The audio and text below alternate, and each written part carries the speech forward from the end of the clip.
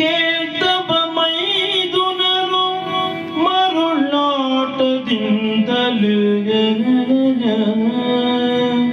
ತವ ಮೈದುನರ ಮರುಳಾಟದಿಂದಲೇ ಓದುದೆನ್ನಭಿಮಾನ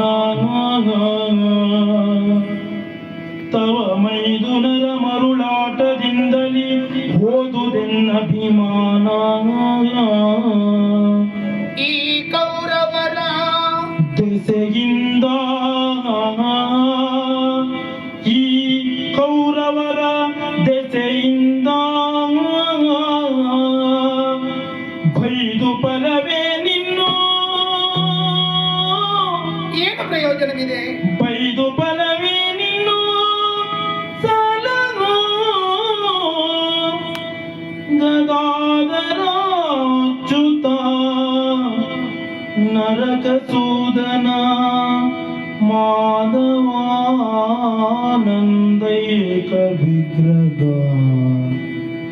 ಗದಾಧರಾಚ್ಯುತ ನರಕ ಸೂದನ ಮಾಧವಾನಂದೈಕ ವಿಗ್ರಹ ದೀನ ಜನ ಬಂಧು ಹೇ ದಯಾನಿದೆ ಕೃಷ್ಣ ಕೃಷ್ಣ ಕೃಷ್ಣ ಕೃಷ್ಣ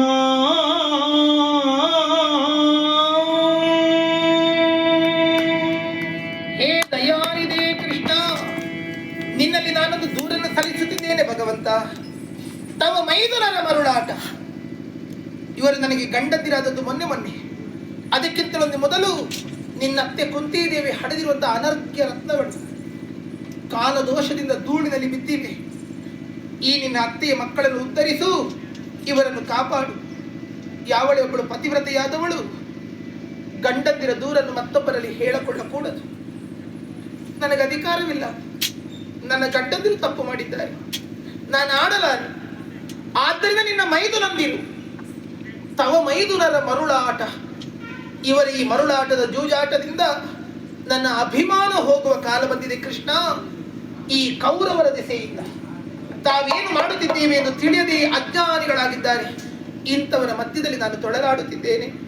ಹೇ ದಯಾನಿದೆ, ಪ್ರತಿಯೊಂದು ಜೀವಿಗಳ ಅಂತಃಕರಣದೊಳಗೆ ದಯೆ ಎನ್ನುವಂಥದ್ದು ಇರುತ್ತದೆ, ಕರುಣೆ ಎನ್ನುವಂಥದ್ದು ಇರುತ್ತದೆ.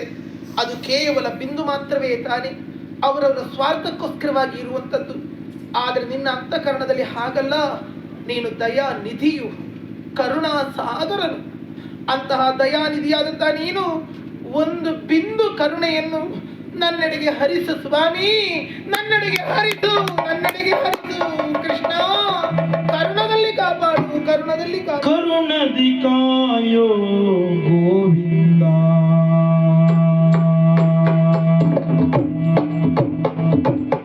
ಕರುಣದಿ ಕಾಯೋ ಗೋವಿಂದ.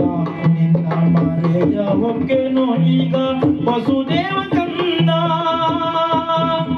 ನಿನ್ನ ಮರೆಯ ಹೊಕ್ಕೆನು ಈಗ ವಸುದೇವ ಕಂದ. ಗತಿಹೀನರಿಗೆ ನೀನೆ ಗತಿಯೋ, ಗತಿಹೀನರಿಗೆ ನೀನೆ ಗತಿಯೋ. ಲಕ್ಷ್ಮೀಪತಿಯನ್ನ ಮಾನವ ನೀನೀಗ ಕಾಯೋ, ಲಕ್ಷ್ಮೀಪತಿಯನ್ನ ಮಾನವ ನೀನೀಗ ಕಾಯೋ. ಪತಿತ ಪಾವನ ಪಾಪ ದೂರ, ಪತಿತ ಪಾವನ ಪಾಪ ದೂರ. ರತಿಪತಿ ಪೀತ ಕಮಲಾಕ್ಷ ಭಕುತ ಮಂದಾರ, ರತಿಪತಿ ಪೀತ ಕಮಲಾಕ್ಷ ಭಕುತ ಮಂದಾರ, ಭಕುತ ಮಂದಾರ, ಭಕುತ ಮಂದಾರ. ಕರುಣದಿ ಕಾಯೋ ಗೋವಿಂದ, ನಿನ್ನ ಮರೆಯ ಹೊಕ್ಕೆನು ಈಗ ವಸುದೇವ ಕಂದ. ಕೃಷ್ಣ ಕೃಷ್ಣ ಕೇಶವ ಮಾಧವ ಕೃಷ್ಣ ದಯಾನಿಧಿ.